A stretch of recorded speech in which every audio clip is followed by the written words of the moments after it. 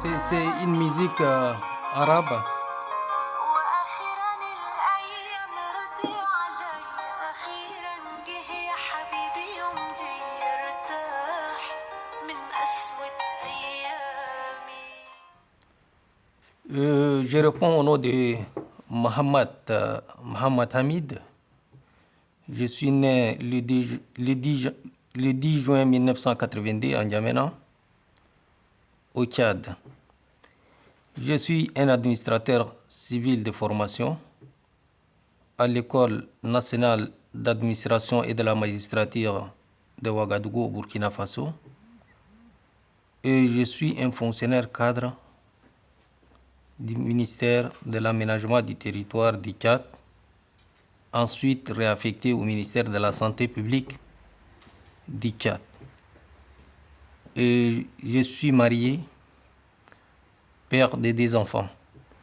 Ça veut dire qu'il était le bras droit de l'administrateur dans son pays.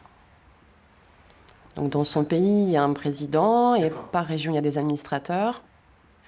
Et c'est là que l'incident s'est produit. Mais c'est quelque chose dont je ne peux pas parler. Voilà. C'est un problème dans son pays à lui, c'est sa demande en fait. C'est quelque chose que je sais, il m'a demandé de ne pas en parler. Je suis arrivé en France le 9 novembre 2018. À Ouistreham, oui. C'est à Ouistreham, oui. Oui, c'est à Ouistreham, oui. On écoute le bruit de l'eau, on se détend, on voit autre chose que les locaux des Lialtes Soins Santé, les résidents voient autre chose que leur chambre et la télévision. La sortie à la plage, on était sortis nombreux avec les résidents. C'est elle qui nous accompagnait à la plage. C'est ma deuxième fois d'aller à la plage, de voir les choses. Je me suis vite rendu compte qu'il ne voyait pas les obstacles qui étaient devant lui. Donc je lui ai proposé de prendre mon bras pour pouvoir le guider, sauf qu'il a tout de suite refusé. Il m'a dit non, je vois très bien. Donc je lui ai demandé s'il voyait les chars à voile qui étaient au loin, et il a regardé face à lui et il m'a dit oui, je les vois, alors qu'ils étaient complètement derrière nous en fait. Donc c'était assez marrant. Actuellement, j'ai fait une petite formation avec un éducateur sur les brailles. Et l'association m'aide sur ma vie quotidienne. Au niveau du parcours administratif, à l'accompagnement de la vie quotidienne et au niveau de l'hôpital aussi, on m'accompagne pour faire certaines démarches, par exemple les consultations, les examens et tout ça. C'est quelqu'un qui prend soin de lui et qui aime avoir une apparence, son apparence habituelle. Donc il est assez coquet. Donc je l'accompagne dans sa coquetterie aussi. Mon projet est que je voudrais faire une formation en gestion des ressources humaines.